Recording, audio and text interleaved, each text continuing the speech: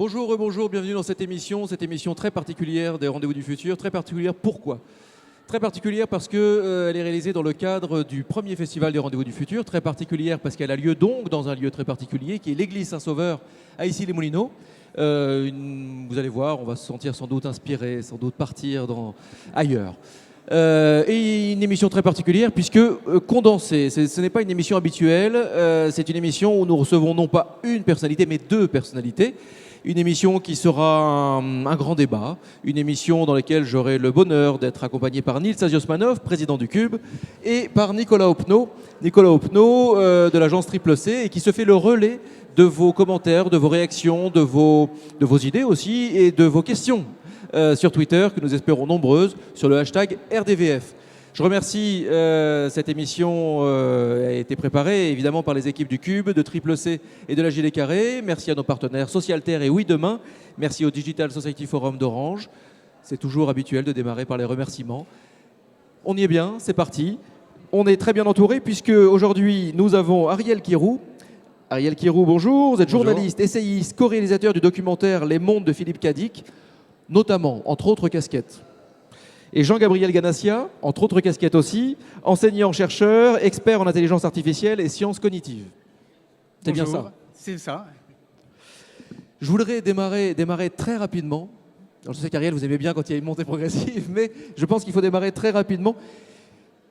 Non pas pour évacuer le thème, mais pour parler de Philippe Cadic. Philippe Cadic, vous êtes un des grands spécialistes de Philippe Cadic. Ça vient d'où cette passion pour Philippe Cadic et pourquoi Philippe Cadic? Déjà, ça vient tout simplement de la bibliothèque de mon père et du fait que j'ai dû lire Ubik alors que j'avais 14 ans et que j'ai littéralement pillé cette bibliothèque. Et depuis, ça ne m'a pas quitté. Et après, à des périodes régulières, j'ai abandonné puis j'ai relu Philippe Cadic. Et c'est vrai que à chaque fois que je relisais Le Maître du Haut-Château, Ubik, Le Dieu venu du Centaure, je voyais d'autres choses. Je crois qu'il y a même l'un des livres de Philippe Cadic qui est le Robot Blues, alias Les androïdes rêvent-ils de moutons électriques, alias Blade Runner, que j'ai dû relire 4 fois, avec à chaque fois une vision différente. Donc c'était légitime de poursuivre cette aventure, surtout qu'au fur et à mesure des temps, je me suis rendu compte que Philippe Cadic m'aidait à penser l'aujourd'hui, le présent. Et que nous trouver des béquilles pour penser ce monde comme il va ou il ne va pas, me semblait être quelque chose d'assez précieux.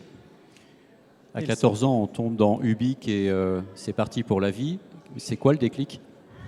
Le déclic de quoi? De pourquoi c'est parti? Qu'est-ce qui a provoqué? C'est, je crois, l'imaginaire, l'incertitude, le scepticisme. C'est cette double dimension de vouloir savoir et de se rendre compte qu'on ne sait jamais. C'est ce que m'a fait découvrir Ubik très très vite, et Philippe Cadic en fait. Et ça, c'est effectivement, là encore, plutôt précieux. Amateur de science-fiction également, juste pour évacuer le sujet. Oui, tout à fait, mais sans être un érudit de science-fiction. J'ai lu simplement les grands classiques. Bon, alors on va faire un peu de science-fiction ensemble. Oui, alors on peut ceci dire aussi quand même que ce qui est important, c'est que les sujets comme l'intelligence artificielle, comme la réalité virtuelle, ont été, d'un point de vue métaphysique, anticipés par des auteurs comme Philippe Cadic. Alors justement, merci pour l'excellente transition. J'allais dire justement, on va faire un petit peu de science-fiction ensemble. Je pourrais aller plus loin là-dessus, mais on va attendre. Mais vous allez répondre. Une étude qui a été réalisée en 1900 à l'occasion de l'exposition universelle, donc une étude auprès de plusieurs milliers de personnes, je crois. Et la question qui leur était posée, c'est comment vous imaginez l'an 2000 ?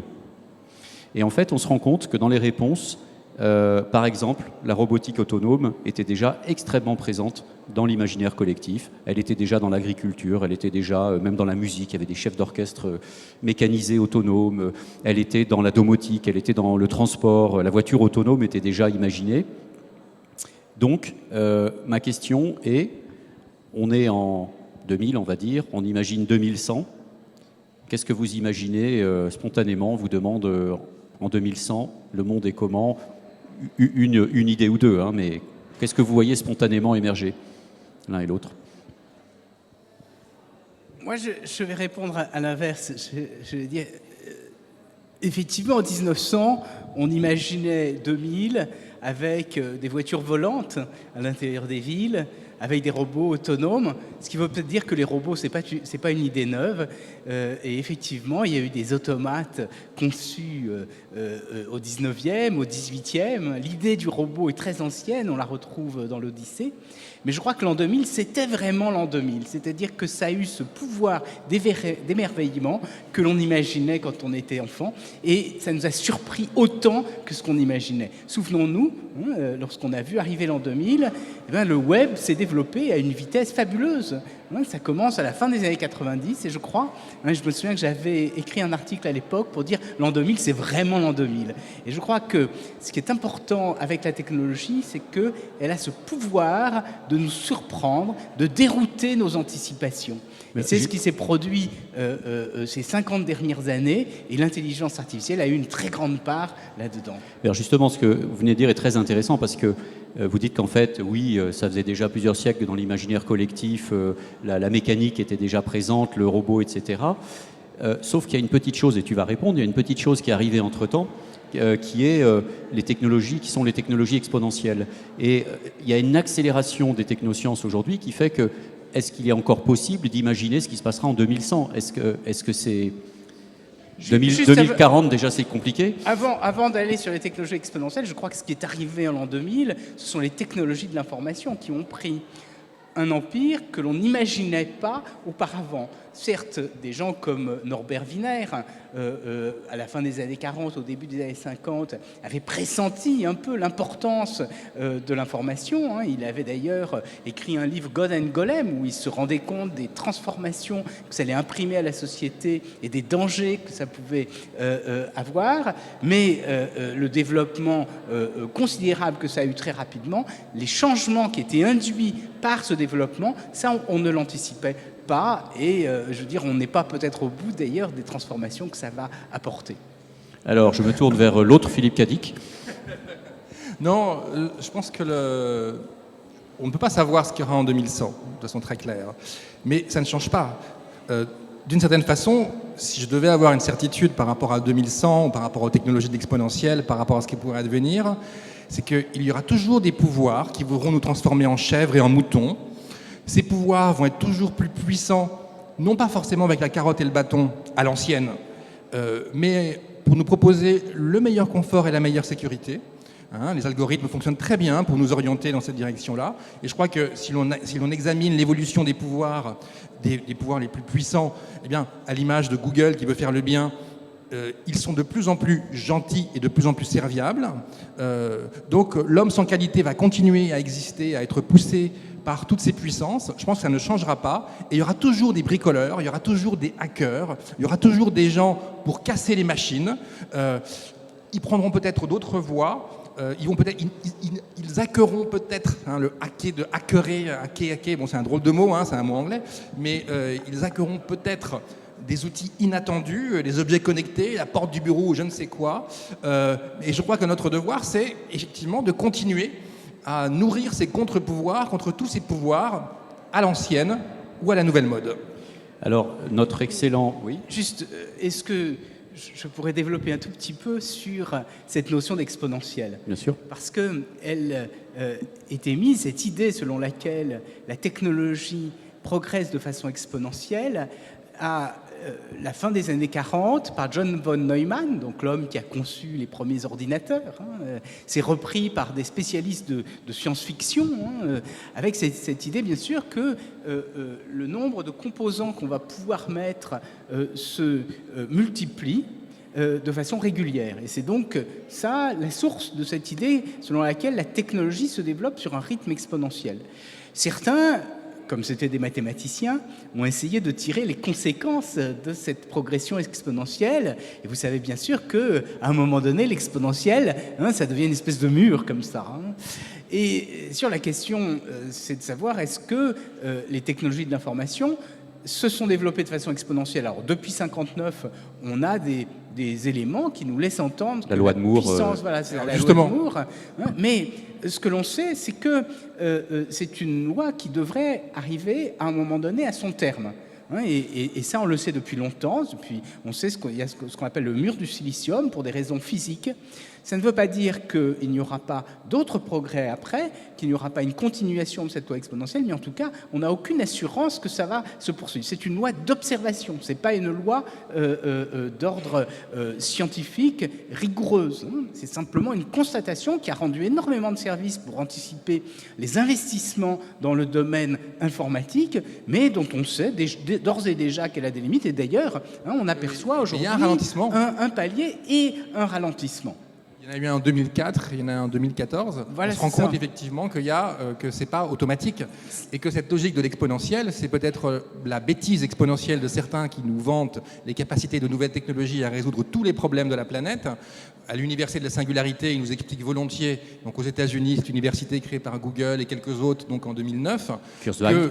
Voilà, Ray Kurzweil, mais le CEO s'appelle Rob Neil, et ils argumentent très très fort pour dire que grâce aux technologies de l'exponentielle, c'est-à-dire au fond ce qu'on appelle les NBIC, hein, les nanotechnologies, les biotechnologies, autant que les sciences cognitives et les sciences de l'informatique, donc c'est vraiment tout un ensemble de technologies, eh bien, vont être à même, si on dérégule bien comme il faut, de régler tous les problèmes de la planète. La pollution, la faim dans le monde, le chômage, le sourire de ma petite sœur, tout va être résolu par les technologies de l'exponentielle. Et donc, ce faisant, certes, ces technologies ont une vraie puissance, c'est clair, personne ne peut le nier. En revanche, visiblement, ce que font ces technologies, c'est qu'elles leur font oublier que s'il n'y a pas une dimension politique et sociale, s'ils la font disparaître dans leur discours, elle réapparaît par ce discours même. C'est un populisme inversé, quelque part. On fait disparaître le social et la politique dans l'économie dérégulée, dopée aux nouvelles technologies, et hop, ça ressort. C'est l'exact inverse du Front National. C'est une sorte de populisme inversé. La politique, comme le social, ne disparaissent jamais. Tout comme d'ailleurs la prétention du politique ou du social à maîtriser les technologies est une aberration. Alors, j'irais peut-être même plus loin, dire la politique et le social ne disparaissent pas. Je pense qu'ils sont extrêmement présents parce que ce qui est derrière cette illusion, qui est derrière ce mythe hein, une espèce d'Eldorado, en tout cas de transformation du monde, hein, derrière la singularité technologique, c'est un autre monde. Kurzweil va jusqu'à dire qu'on téléchargera notre esprit sur des machines et qu'on deviendra 2040, immortel. Voilà, c'est ça. Mais ce qui je crois, est derrière, c'est une ambition politique démesurée. C'est-à-dire que les grands acteurs de l'Internet, qui sont les champions hein, dans la promotion de la singularité, ils nous disent « Oh, ben, vous savez, d'abord, toutes les questions que réglaient les États, que ce soit la monnaie avec le bitcoin, que ce soit l'école avec les MOOC, que ce soit la santé avec les recherches sur l'immortalité, que ce soit le cadastre avec Google Maps, tout ça on est capable de l'assumer. Vous n'avez plus besoin d'État, vous n'avez besoin plus que de nous. On est vraiment en pleine politique, une politique nouvelle, une politique inquiétante parce qu'elle va complètement transformer le monde qui advient. Je crois qu'il faut se préparer à ça et donc c'est un rideau de fumée qu'on nous oui, ce sont les libertariens voilà, pour en réalité développer une nouvelle société qui, à mon sens, on parlait tout à l'heure de pouvoir, dans laquelle il y aura de nouveaux pouvoirs complètement différents, sur lesquels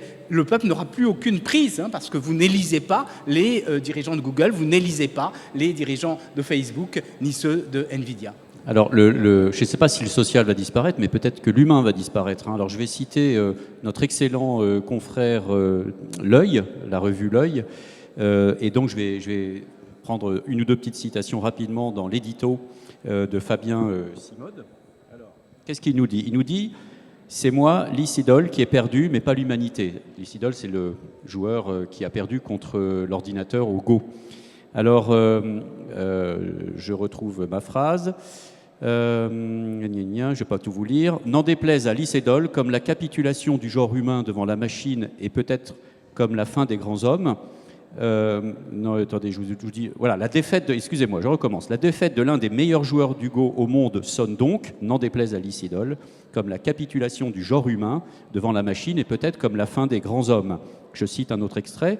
Car le véritable séisme opéré par AlphaGo n'est pas d'avoir analysé des milliers de parties de Go, en fait c'est des millions pour reproduire autant de combinaisons, mais d'avoir simulé l'intuition et la créativité, deux aptitudes que l'on pensait exclusivement humaines. Et je termine, vous réagirez.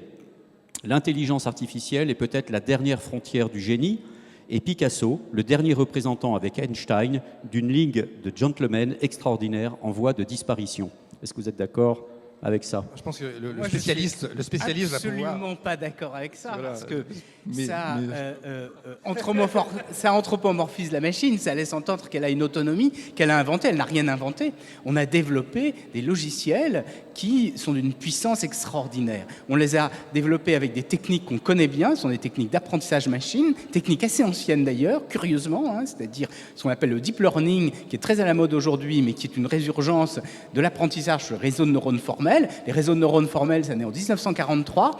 L'apprentissage, c'est en 1958 avec le perceptron.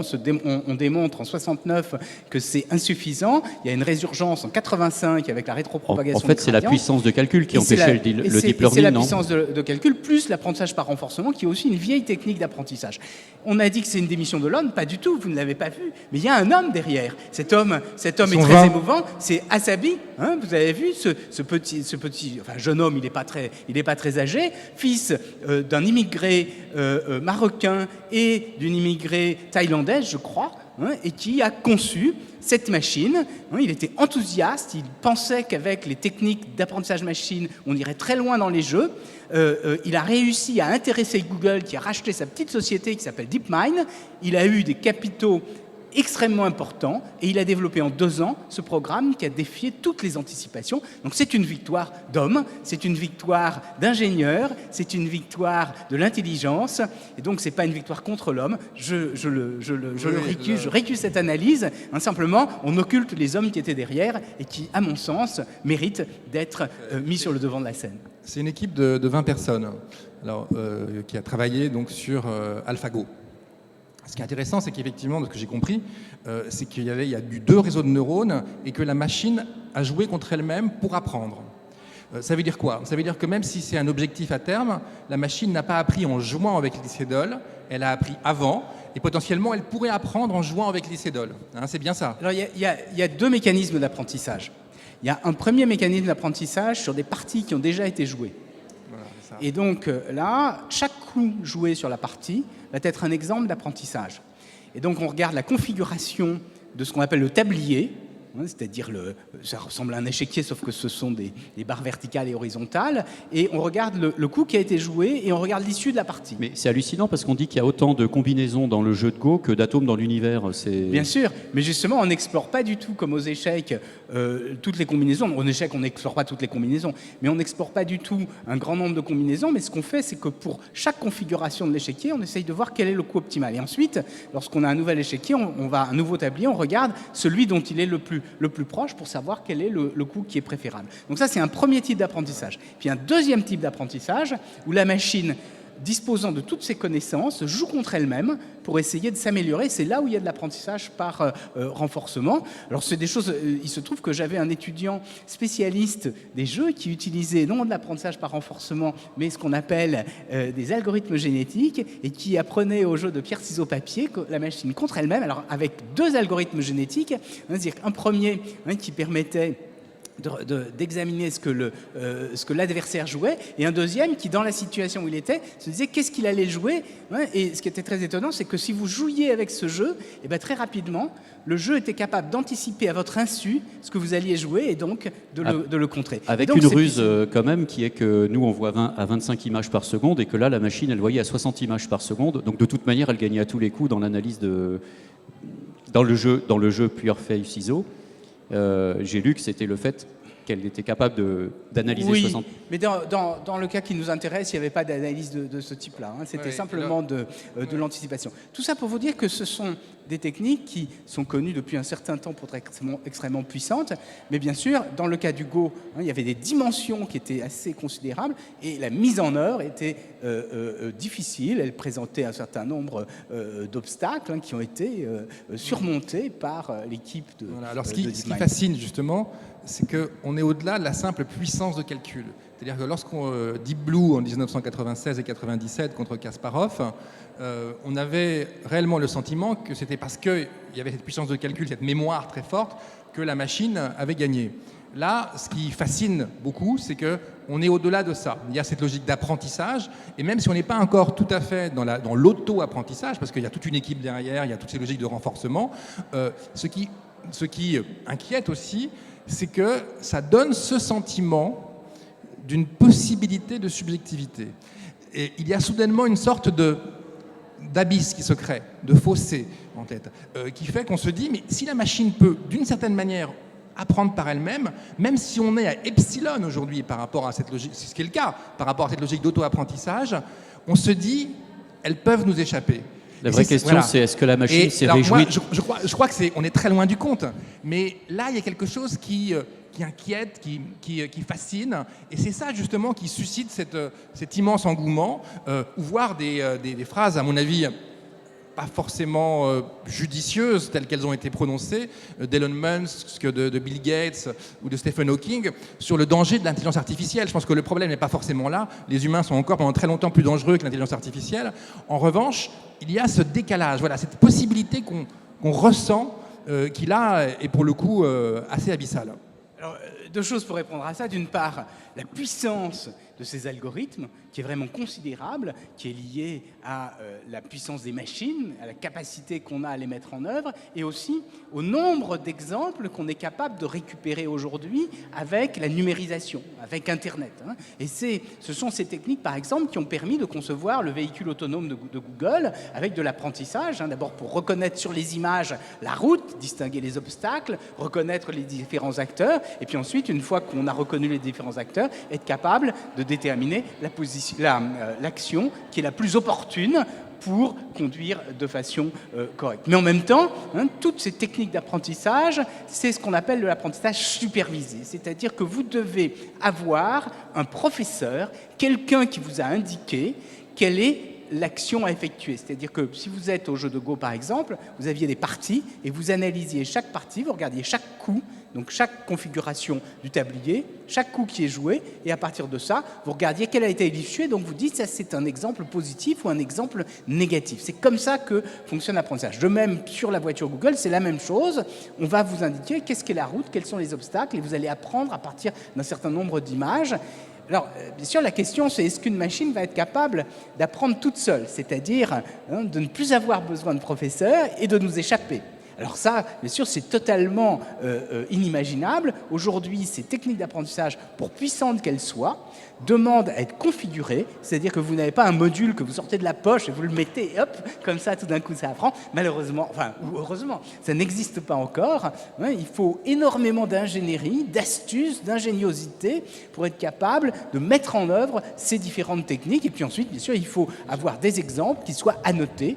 Et c'est un grand défi. Une anecdote assez drôle, c'est que dans le numéro de la revue Multitude qui va sortir, il y a un dossier sur les subjectivités numériques, les subjectivités computationnelles. Ce dossier est dirigé par Yves Citon. Dans ce dossier, fidèle à mes obsessions, j'ai écrit un article sur la façon dont nos subjectivités aujourd'hui du numérique sont nourries d'un imaginaire de science-fiction. Donc j'ai fait une première version où je parle de Vernon Vinge, évidemment de Philippe Cadic et de beaucoup d'autres, où je parle aussi d'art contemporain numérique, de beaucoup d'éléments qui sont ici assez communs au Cube. Et lorsque donc, Yves Citon, archéologue des médias et l'un des directeurs de la revue, a relu mon papier, il m'a dit, au moment où je parlais d'AlphaGo, parce que je parlais également d'AlphaGo, et comme il était de cette logique de subjectivité, et que dans le dossier, il y a un article d'une chercheuse italienne qui explique l'imprévisibilité avec les machines, qu'on commence à découvrir. Alors, c'est un article assez incompréhensible. Je l'ai relu 3 fois, je n'ai pas tout compris. Mais la seule chose que j'ai saisie, c'est qu'effectivement, cette philosophe et chercheuse a l'air de dire qu'il y a quelque chose qu'on ne maîtrise pas, y compris au bout du calcul. Eh bien, Yves m'a suggéré de rajouter... Alors, c'est juste des questions sur la subjectivité potentielle à terme d'AlphaGo. Sur cette question-là, en fait. Et je l'ai laissé, et après, je me suis dit, non, mais... Bon, j'avais mis un point d'interrogation, mais je me suis dit, peut-être que j'ai eu tort. En fait, on est tous fascinés par ça. On se dit, mais la subjectivité d'une machine, je veux dire, c'est quand même beau, mais est-ce vraiment sérieux? Alors, moi, je crois qu'il y a 2 choses à dire là-dessus. La première, c'est que d'abord le lien avec la science-fiction, entre l'intelligence et la science-fiction est ancien. Il est double. D'une part, l'intelligence artificielle a nourri un certain nombre d'auteurs de science-fiction. Les ordinateurs ont nourri des auteurs de science-fiction très très tôt. Mais en retour, les spécialistes d'intelligence artificielle, aux États-Unis en particulier, étaient baignés dans la science-fiction. Il faut savoir que Marvin Minsky, l'une des personnes qui est à l'origine de l'intelligence artificielle, se vantait de connaître tous les grands auteurs de science-fiction de sa génération. Il a écrit un livre avec un auteur de science-fiction. Il a écrit un livre avec Frédéric Paul. Voilà, c'est ça. Et en plus de ça, il a été le conseiller scientifique de Stanley Kubrick lorsqu'il a fait 2001, l'Odyssée de l'espace.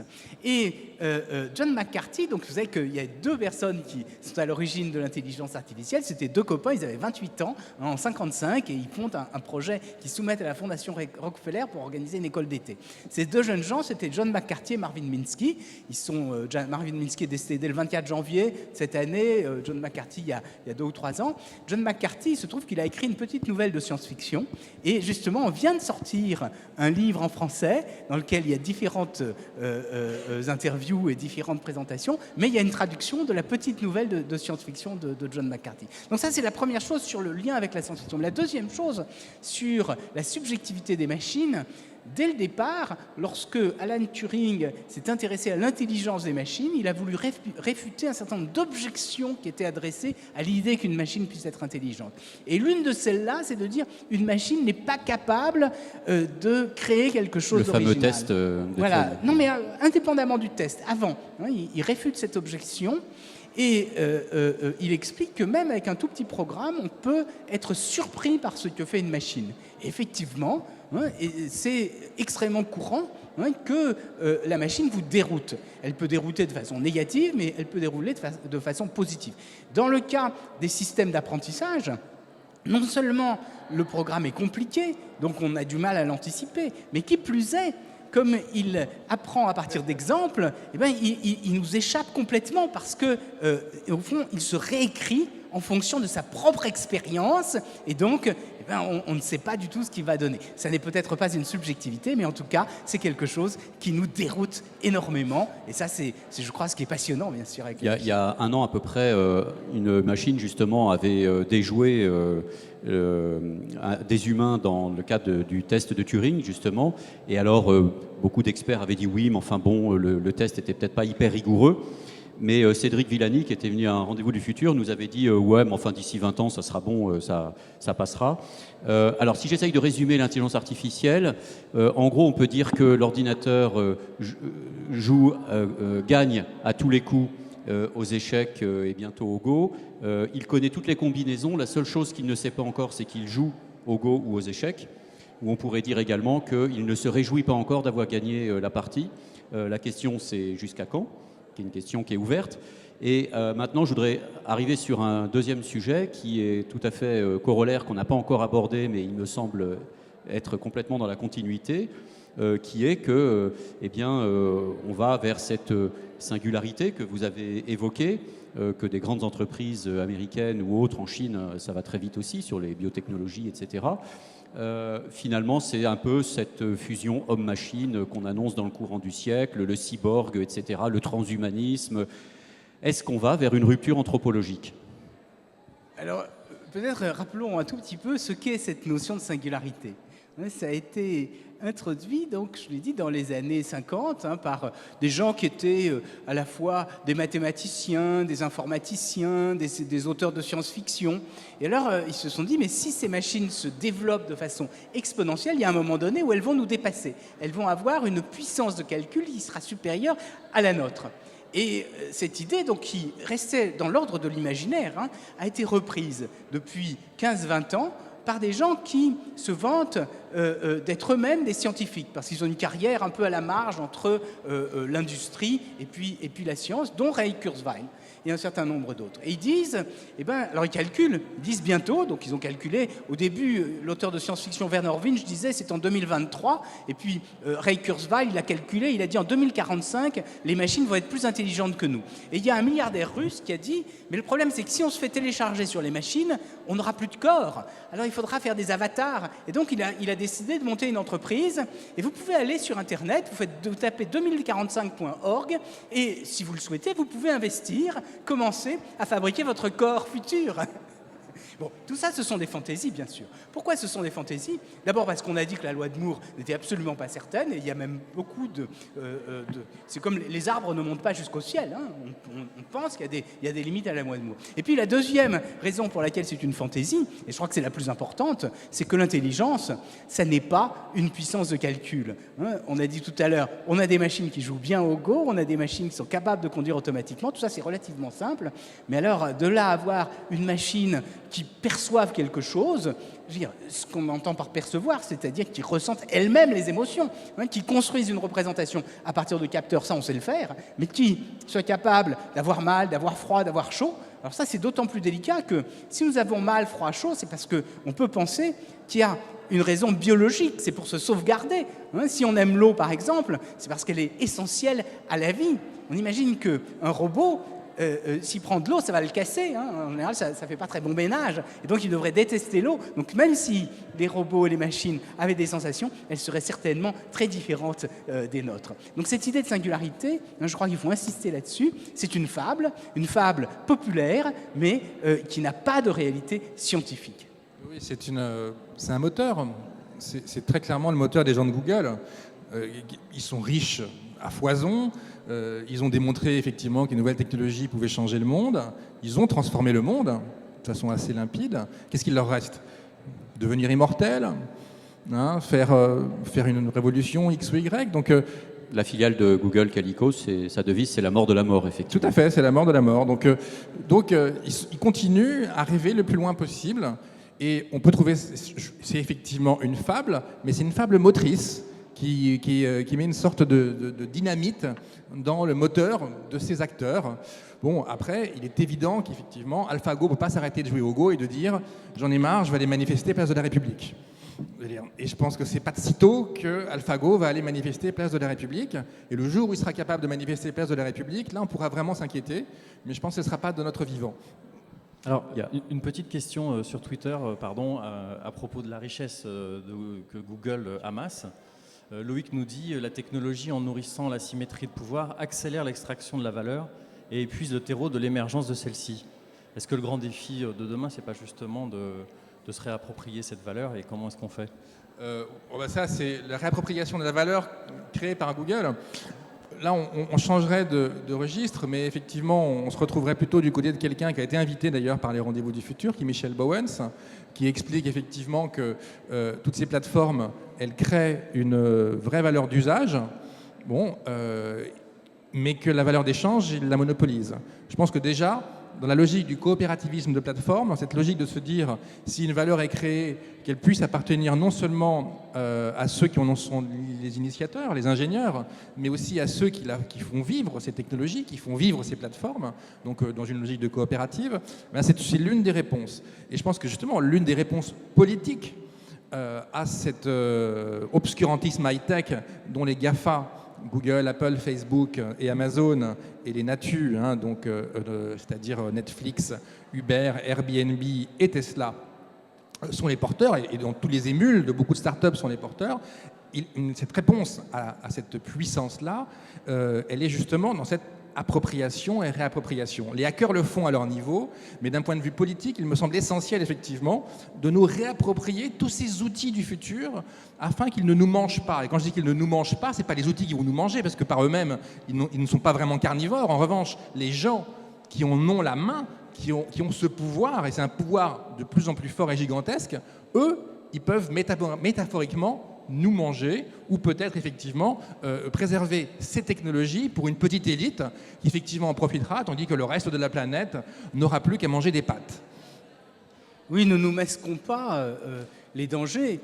Ce sont des acteurs qui deviennent de plus en plus puissants, d'une certaine façon, par devers eux, parce qu'il y a une logique qui les pousse à, pour survivre, se développer de façon considérable.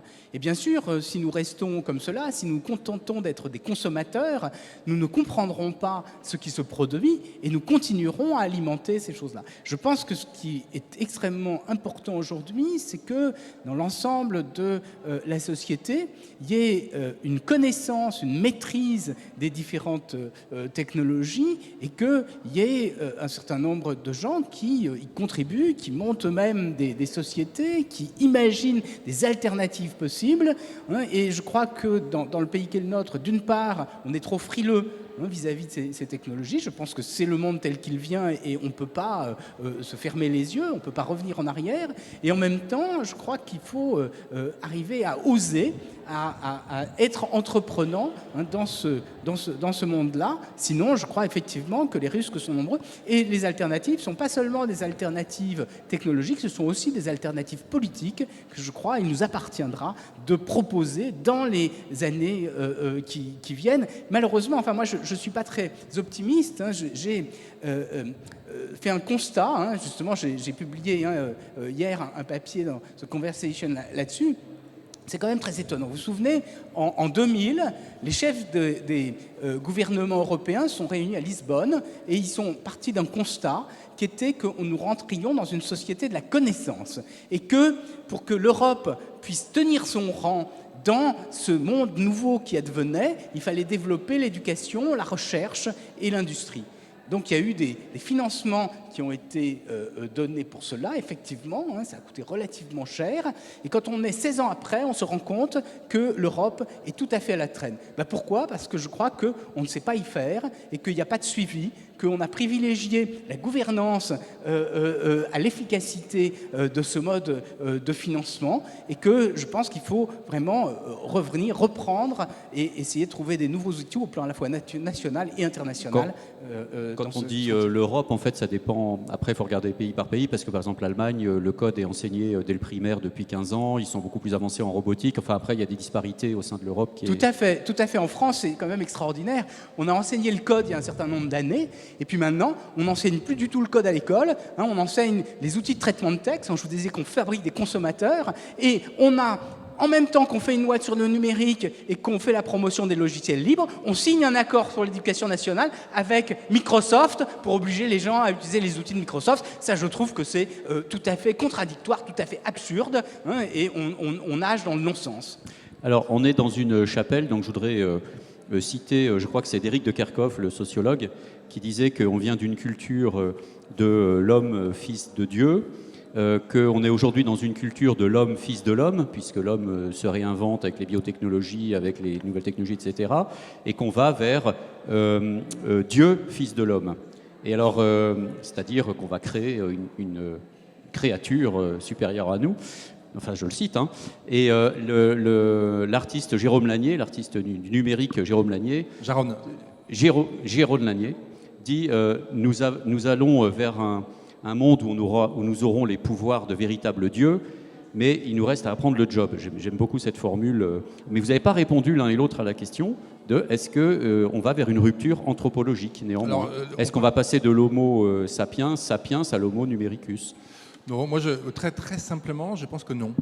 Voilà. Je pense que la logique, la rupture anthropologique... En plus, je pense que c'est... Une rupture de société m'intéresse plus qu'une rupture anthropologique. L'un va avec l'autre. Et s'il y a rupture anthropologique, elle se fera non seulement par la technologie, mais avant toute chose par des usages, par la société, par des retournements, par des catastrophes, par les questions de l'environnement, à la limite, sont peut-être plus porteuses par rapport à ça. Mais ce n'est pas uniquement la singularité technologique qui va créer une rupture anthropologique telle qu'elle est là, ou en tout cas pas avant très longtemps. Ou alors on la vit déjà peut-être. C'est une autre hypothèse, c'est qu'elle a peut-être commencé à se construire sans que nous nous en rendions compte, mais dans ce cas-là, c'est avec Internet et avec tout le reste. Est-ce que c'est une rupture ? Voilà. Bon, c'est une rupture dans le sens où il y aura peut-être deux mondes qui vivront en parallèle un monde hyper connecté, omniscient, ubiquitaire, immortel, tout ce que vous voulez. Et puis un monde qui aura un monde qui aura même pas ça dans sa poche, quoi. Oui, mais c'est déjà le cas. Ce n'est que c'est un monde dans lequel sont inclus beaucoup de gens, beaucoup plus de gens que ceux qui étaient inclus dans la société industrielle. Moi, je crois que plus qu'une singularité, c'est-à-dire une transformation radicale du monde, une fin du monde, moi, j'essaye d'utiliser des catégories plus anciennes, et ces théories de la singularité ressemblent énormément, je n'ai pas le temps de le démontrer ici, mais à des théories gnostiques, c'est-à-dire l'idée que le monde est mal fait et qu'il faut le réparer pour passer dans un autre monde et acquérir l'immortalité. Ces choses se sont manifestées il y a très longtemps, dans l'Antiquité, après l'apparition du christianisme, et on a vu des résurgences de ce genre de choses. On a une forme, effectivement, de gnosticisme. Mais en revanche, ce qu'on peut dire, c'est que toutes les transitions de phase, que ce soit en physique ou dans la société, prennent à un moment donné la forme d'une exponentielle, parce que c'est une transition, et donc moi je crois que ce à quoi on a assisté là, c'est une transition de phase. La question, bien sûr, c'est de savoir quelle sera la nouvelle phase, et cette nouvelle phase, c'est pas seulement une phase économique, c'est pas seulement une phase technologique, je crois que c'est aussi une reconfiguration politique de l'ensemble du monde, et je crois que c'est à ça qu'il faut que l'on se prépare, parce que les dangers me semblent relativement importants, et je crois qu'il faut se l'approprier. Mais c'est pas se rapproprier la technologie, c'est se rapproprier le pouvoir. Le problème, de toute façon, est politique. Le problème de la technologie est politique, avant toute chose. Mais ceci dit, il est d'autant plus politique que, effectivement, bon, j'aime bien Derrida de Kerckhoff, que j'ai connu à une certaine époque, un grand spécialiste des nouvelles technologies et du numérique, qui est quelqu'un d'ailleurs de très religieux. Donc c'est un personnage assez intéressant. Il y a une chose qui est claire, et d'ailleurs c'est pour ça que j'aime bien la science-fiction, c'est qu'on est passé d'un stade où nous vivions nos mythes au travers de la religion, le mythe de la création de la vie, le mythe de la destruction de la vie, à une époque où effectivement un grand nombre de gens, de chercheurs ou d'autres, ont réellement le sentiment que, et je ne parle pas simplement des clones, avec ce qui va avec, ont vraiment le sentiment qu'eux-mêmes peuvent créer la vie. Et ils en sont absolument convaincus. La destruction de la vie, on l'a déjà montré avec Hiroshima, donc la démonstration est faite. Pas besoin de la faire. Et l'intérêt de la science-fiction... En même temps, ça va très vite aussi dans les biotechnologies. Par exemple, l'édition génétique qui arrive, enfin, il se passe des choses quand même... Oui, Greg Venter nous fait des déclarations régulièrement. C'est une sorte de biologiste synthétique qui, dans son verbe, est moins synthétique que dans sa pratique scientifique. Mais justement... la science-fiction, elle athéise en quelque sorte nos mythes. Elle nous permet de créer des dispositifs de pensée pour voir ce qu'il peut advenir dans cette époque où effectivement ce n'est plus la religion, ou de moins en moins la religion, qui nous fait croire à des fables motrices, comme je l'ai dit tout à l'heure, et de plus en plus la science, les chercheurs, les NBIC et ainsi de suite. Et ça, c'est à la fois merveilleux et terrifiant. Et cela suppose une connaissance, ça suppose une appropriation, ça suppose des dispositifs de pensée, des dispositifs d'expérience, comme ceux-là, que ce soit dans l'art ou dans la littérature ou dans plein d'autres domaines, dans les jeux vidéo. Et il y a réellement, à mon sens, urgence à mettre en place ces dispositifs et à les enseigner aux futurs data scientists et autres. Un scientifique, un chercheur qui n'est pas aussi un philosophe, pour moi, aujourd'hui, c'est dangereux. Et des philosophes, des penseurs, des artistes qui ne pensent pas ce monde tel qu'il advient, c'est dommage. Voilà, il y a, je crois, là, des enjeux énormes qui ne vont pas du tout avec cette logique disciplinaire à la française dans tous les sens, qui est une barbarie totale ou une infamie, parce que je veux dire, se spécialiser dans un petit bout sans penser l'écosystème et la société, je veux dire, c'est juste destructeur. Oui, je voudrais défendre aussi la science. À la fois, bien sûr, elle laisse anticiper des futurs étonnants, inquiétants, surprenants. Ça, on est tous d'accord avec ça. Mais en même temps, il y a une épreuve de rigueur dans la science. Il y a une démonstration.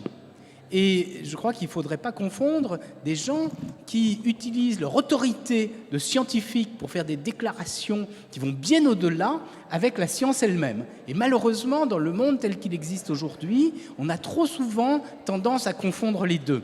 Je pense que la science-fiction est bonne parce que elle laisse imaginer tout un tas de futurs. Effectivement, ce sont des nouveaux mythes qui se traduisent à travers des écrits ou des films. Et ça, je trouve que c'est passionnant, ça a une valeur esthétique indéniable. Mais la science, elle doit être mesurée, elle doit nous donner une réponse qui est tangible. Et malheureusement, je trouve que des gens comme Ray Kurzweil, des gens comme Mark Tegmark, quand ils font mine de nous avertir contre les dangers de l'intelligence artificielle, des gens comme Nick Bostrom, qui n'est pas un scientifique, un philosophe, des gens comme Hawkins, qui est un scientifique, mais qui n'a rien à voir avec l'intelligence artificielle, qui n'y connaît rien, qui est un spécialiste d'astrophysique. Donc tous ces gens, à mon sens, outrepassent leur qualité de chercheur quand ils se lancent dans des annonces aussi catastrophistes que celle-là. Y compris des Elon Musk qui investissent dans alors lui, c'est même plus du tout un scientifique, c'est un investisseur de très grand talent, bien sûr.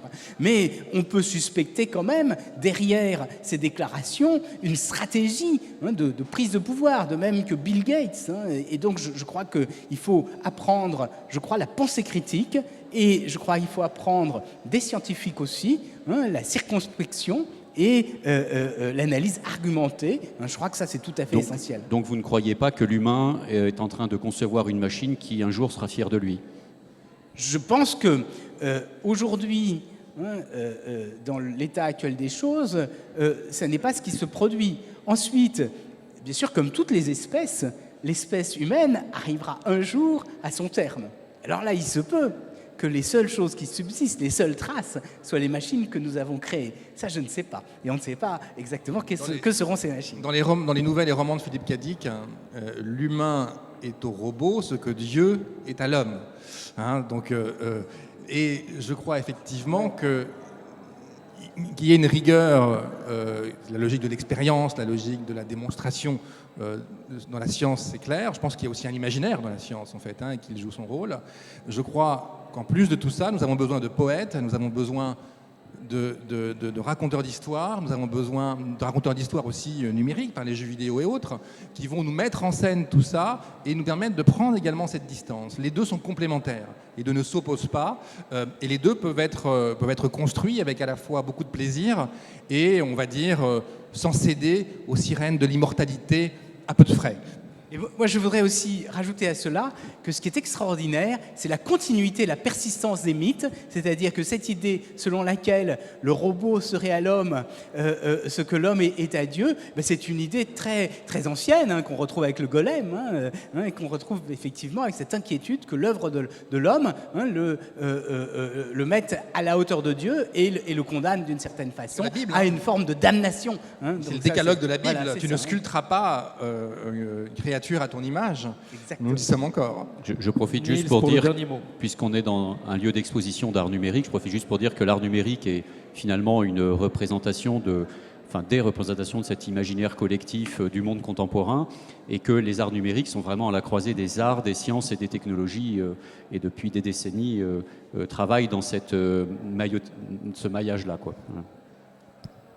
Nicolas, je te vois avec le micro pas très loin du menton, alors je pense que... Une toute petite réaction par rapport à ce que les internautes ont pu relever sur vos propos. Est-ce que finalement cette intelligence artificielle, c'est pas le moment de redéfinir ce qui fait le propre de l'humain, et c'est une formidable opportunité? Oh, tout à fait. Mais d'ailleurs, depuis le début, lorsque en 1955, ces jeunes gens qui étaient McCarthy et Marvin Minsky ont conçu cette discipline, l'intelligence artificielle, c'était dans le but de mieux comprendre l'intelligence avec les outils de l'artificiel. Ça a donné naissance 20 ans plus tard aux sciences cognitives, dans les années 70, qui ont essayé de mieux comprendre l'homme avec les outils de l'artificiel. Les sciences cognitives se développent toujours, et bien sûr, la quête de l'homme. Et je dirais, c'est pas seulement la quête de l'homme au sens naturel, c'est aussi la quête de la compréhension des œuvres des hommes. Et moi-même, je travaille beaucoup depuis quelques années sur les humanités numériques, qui sont la poursuite des disciplines d'érudition, ce qu'on appelle les humanités au sens anglo-saxon, c'est-à-dire l'étude des œuvres humaines avec des outils de l'intelligence artificielle. Je trouve que c'est quelque chose de passionnant et j'engage tous les personnes intéressées à venir me voir pour discuter de cette chose-là. Un dernier mot d'Ariel et un dernier mot de Niels. Pour répondre, on va dire, à cette question sur l'humain et la recherche de l'humain, vous allez dire que je suis un peu obsédé, mais chez Philippe Cadic, il y a deux questions essentielles, c'est qu'est-ce que le réel, qu'est-ce que l'humain? Et la réponse qu'il donne à qu'est-ce que l'humain, c'est l'empathie. En fait, la capacité à se mettre à la place de l'autre. Et effectivement, dans ces romans, il y a à la fois le Sweeble, qui est une sorte de mécanique mi-vivante, mi-robotique. Et ce Sweeble, il a transformé le problème de l'obéissance à l'autorité en un problème de plomberie. Il faut juste réparer. Donc il est à la fois très noir par rapport à la technologie et en même temps, dans un roman comme En attendant l'année dernière, il y a un robot taxi qui fait preuve d'empathie, de la même façon qu'il y a une amibe de Ganymède, télépathe, qui également en fait preuve d'empathie, ce qui démontrerait que quelque part, ce qui fait de nous profondément des humains n'est pas forcément lié à notre chair, au carbone, mais à ce sentiment, cette capacité dont sont très très loin les robots, quel que soit ce que disent les gens de SoftBank, à savoir que le robot Pepper aurait de l'empathie parce qu'il sait nous reconnaître. On est très loin de ça. La véritable empathie, elle a des années-lumière de la chose. Et c'est, en tout cas d'après Dick, ce qui ferait de nous un humain. Après, pour la singularité, ce qui est assez amusant, c'est que en 2045, donc le milliardaire russe, il a mis en scène Ishiguro, donc celui qui crée des gymnoïdes, c'est-à-dire des robots qui ressemblent à lui-même. Et il s'est télécommandé à distance dans l'idée que les gens voient que ce sera possible demain de mettre son esprit dans une sorte de robot nous ressemblant quelque part. Quoi. Voilà. Et donc Ishiguro, il dit qu'il veut nous aider. C'est un roboticien donc japonais qui fait des gymnoïdes qui ressemblent vraiment à des êtres humains mais qui n'arrivent pas à courir le 100 mètres. Il dit qu'il fait ça pour découvrir ce qu'est l'humain. On peut simplement douter de sa démonstration qui effectivement est d'un niveau d'empathie proche du zéro absolu. Merci beaucoup, c'est parfait de démarrer par Dick et de finir par Dick. Finir pas tout à fait, le dernier mot, Niels.